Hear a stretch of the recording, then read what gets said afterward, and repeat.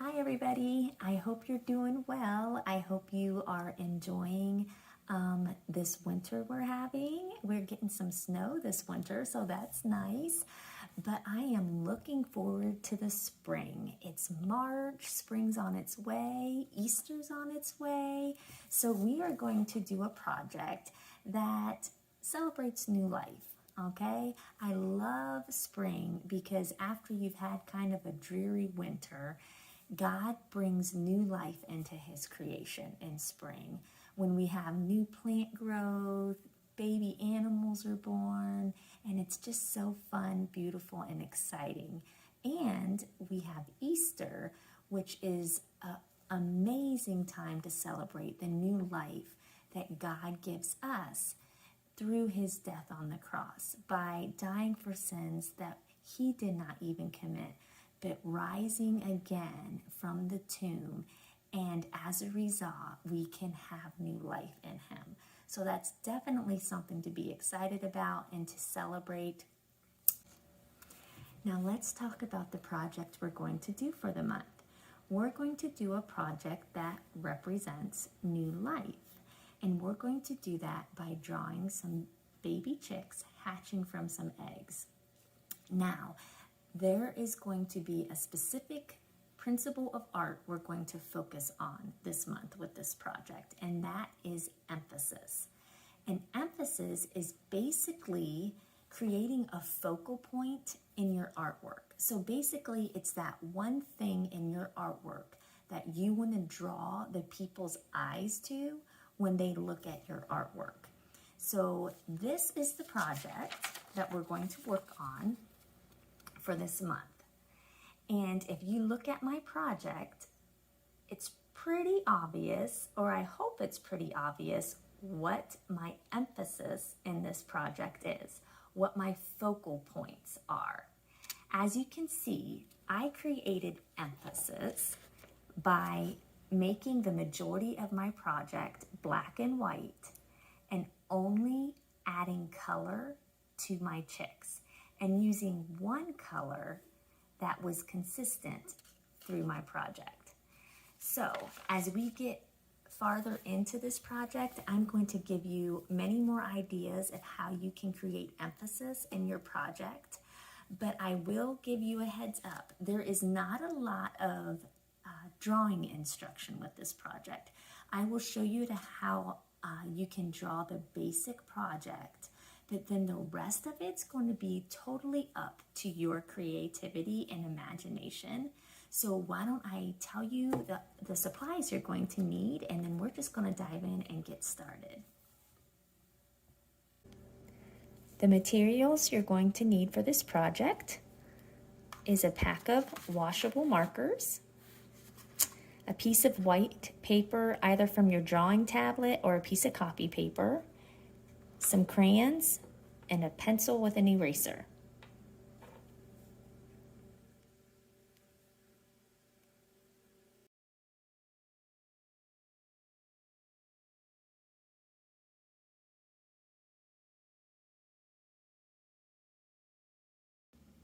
The first step to our project is drawing our eggs. And as you can see, the eggs are basically just an upside down U or a big frowny face. So what we're going to do is we're going to grab our white paper and our pencil and our eraser, and we're going to start at the bottom of the paper. And I'm going to start on one corner, and I'm just going to draw a big upside down letter U.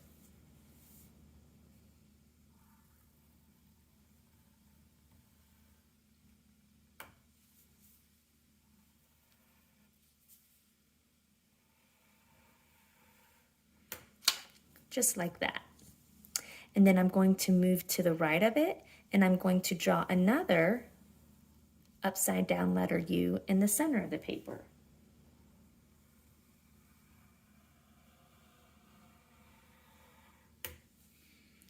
And then I'm going to draw a third one at the end.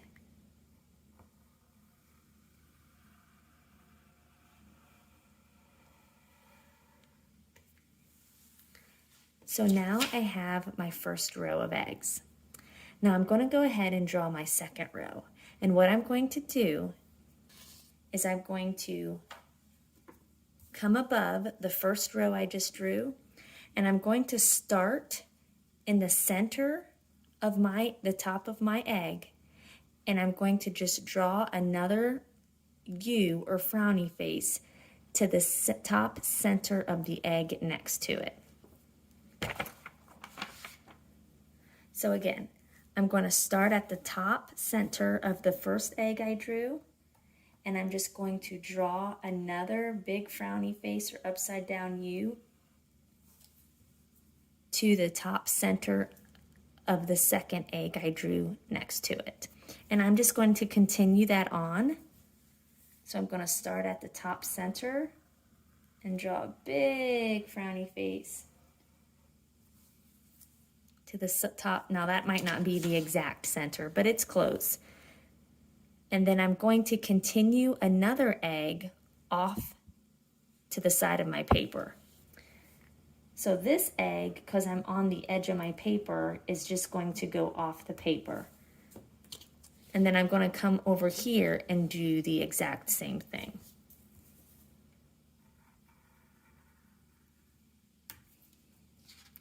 And so I now have my second row of eggs. Now maybe you just want 2 rows of eggs and you don't want to put a third row of eggs in. But if you want to, you're going to repeat the same process for the third row. Start at the top center and draw over to the top center to the egg next to it. Like this. And then just continue the process until you get to the edge of your paper.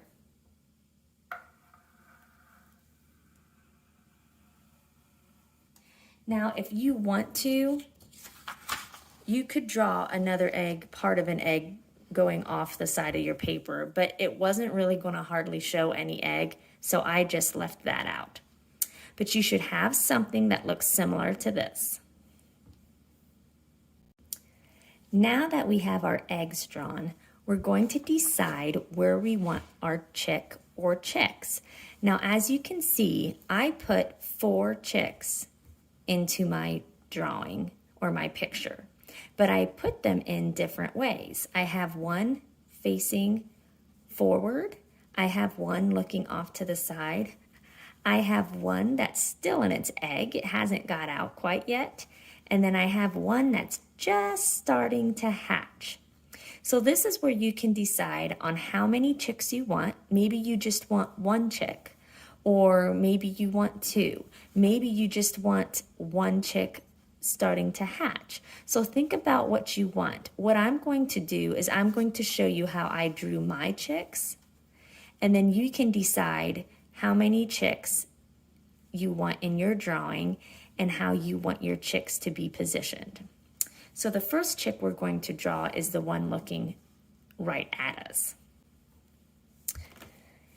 Now I'm going to decide where I want my chicks. I think I'm going to put, for something different, I'm just going to draw a chick up here. So I'm just going to make a triangle, an upside down triangle in the middle of my shape to create the chick's beak. And then above that, I'm just going to make 2 circles to create the chick's eyes. And then at the top, I'm going to give it a couple feathers sticking up off its head for something fun. And basically those are just kind of like upside down teardrops or raindrops. You can put as many as you want and make them as big as you want. Then the last thing is I'm going to give my chick some little fluffy wings. So what I'm going to do is I'm just going to come down below its beak, and I'm just going to come off to the side a little bit, and I'm just going to draw a series of connected frowny faces like that. And then I'm going to come over to the other side, and I'm going to do the same thing. And basically that's giving the impression that it has its little wings tucked in front of him here. And then over here, I just drew a couple little sides, a little line coming off the side here to kind of just show where the wing starts and ends on his body. Now I'm going to show you how I drew my chick looking off to the side. Again, I'm just going to decide where I want to position this chick, and I'm going to draw its beak first. So as you can see, all I did is I decided which way I wanted my chick to look, and then I went to the side of my shape, and towards the top, I just drew 2 triangles connected to each other to make it look like its little mouth was open. So I drew, let's see, what if I put him down here? Can you see it if I move it up a little bit? I just decided which direction I wanted my chick to look, and I just went up towards the top and I drew a triangle coming out to the side, and then down below that first triangle I drew a second triangle of the same size or close to, and now you have a little beak. Then I just came up to the top again and just drew a few more upside down raindrops or teardrops for some feathers. And then I came up to the left of my beak, or if you put your beak over here on the other side, it'd be to the right of it. And I just straight across from the top triangle I drew, and I drew a circle for its eye. And then I came down to the center of my chick, and I just drew a series of, now it looks here more like smiley faces, but basically just curved lines in a circular form to create a little fluffy wing on the side of its body.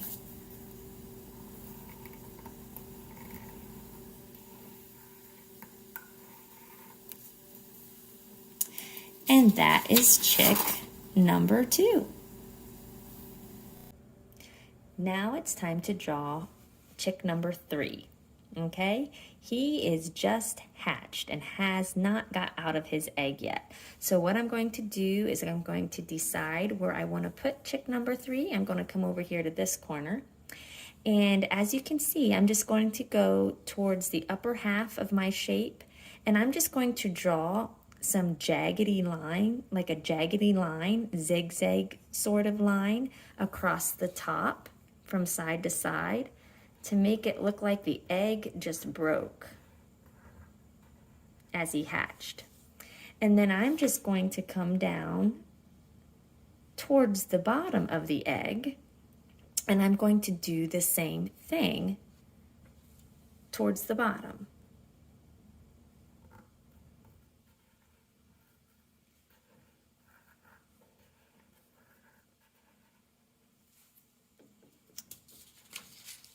And then the center, the space between your 2 zigzagged lines or crooked lines, however you decided to draw them, is where your chick is going to be. So I'm going to go in the center here, and I'm just going to draw another upside down triangle for a beak. And then I'm going to go above that triangle, and I'm going to draw 2 more little circles for eyes. And there's chick number 3. The final chick I want to show you is the little chick that's just starting to break out of its shell. So I think I'm going to put my 4th chick here. So all I did, again, as you can see, I just drew a triangular shape for its beak, pointing a little upwards, just kind of anywhere on my egg here. I didn't draw a completed triangle. Oh, let me move that up a little bit, I'm sorry. As you can see, I almost just drew a sideways letter V. I didn't complete the triangle by making the 3rd edge because I want that edge to be more of like a rough squiggly line to make it look like the egg is breaking. But in the middle of this V, I'm going to just draw a straight line to show the separation between the top and the bottom of the beak. Once I have that done, I'm going to just start drawing a bunch of squiggly, jagged looking lines coming out from that beak to make it look like the egg is breaking and hatching. So I'm just going to come back down to my beak, and I'm going to start by just making a long, jaggedy edge, squiggly line down across the bottom of my beak here. And then off of that line, I'm just going to start drawing a bunch of more squiggly lines to just make it look like the cracks are starting to go throughout the egg. And you can make these lines as long as you want them to be. And that's chick number 4.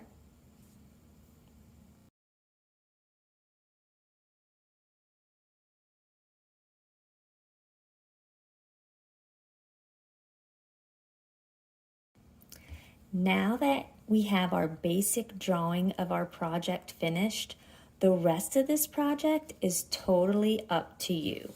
We're going to take some time and we're going to discuss some different ways that you can create emphasis in your project. There are many different ways you can create emphasis in a project. The way I chose was to use black and white for the majority of my project and the majority of my eggs, and only use color on my chicks. So when you look at this project, the chicks, because they're the only thing that's in color, just pop out and become my focal points in my project. Some other methods would be, maybe you want a bunch of colorful eggs and you just want to have one black and white egg. Or maybe you want to color all your eggs and you want to keep your chick or your chicks black and white. A couple other ways you can show emphasis is by the choices of colors you use. Maybe you want more color than what I have in my project. That's totally fine. But a way you could use color but yet create emphasis is you could maybe make all of your eggs cool colors like blues and greens and purples, and make your background a cool color, blue, green, or purples, and then your chicks would be the only warm color amongst all the cool colors. And your warm colors would be yellow, reds, and oranges. So that's another way you can think about creating emphasis. The other way is in your patterns. Maybe you want to decorate your eggs and you want to make them a bunch of different colors. You want to use the warm colors, you want to use the cool colors, you want to use all the colors of the rainbow because you want this project to be really colorful and fun. So you can put patterns on all your eggs. You can color your eggs and chicks and background as colorful as you want, but you could create emphasis by leaving one egg plain. So all your other eggs would have patterns and color. Your chicks would be colored, your background would be colored, but one egg would have no pattern. So that plain egg would become the emphasis amongst all your patterned eggs. So that's another way you could create emphasis.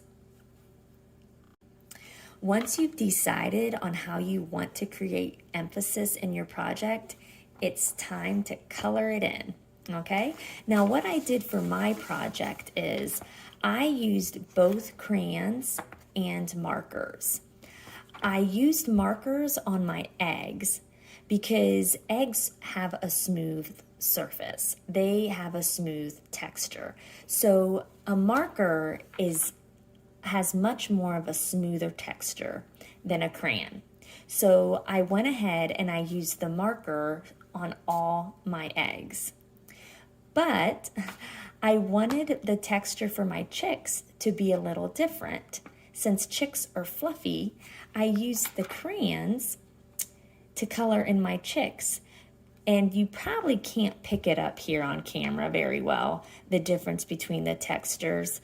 But I wanted to give my chicks more of a little rougher look with the wax of the crayon to give them more of appearance that they're soft and feathery than just the smooth look of a marker. And again, by coloring my chicks in with a different material, using crayon, it even helps give my chicks a little more emphasis because the texture of my chicks are different than the texture of my eggs. So now it's time to grab your markers, to grab your crayons, and just have fun coloring in your project. I hope you guys enjoyed the art project for the month and learning how you can create emphasis in your art projects. I'm so excited to see what you guys came up with and all the different creative ideas that you guys came up with to show emphasis in your project. Well, I hope you guys enjoy the spring when it gets here, and I hope your families have a blessed, happy Easter, and I will look forward to seeing you guys next month. Bye.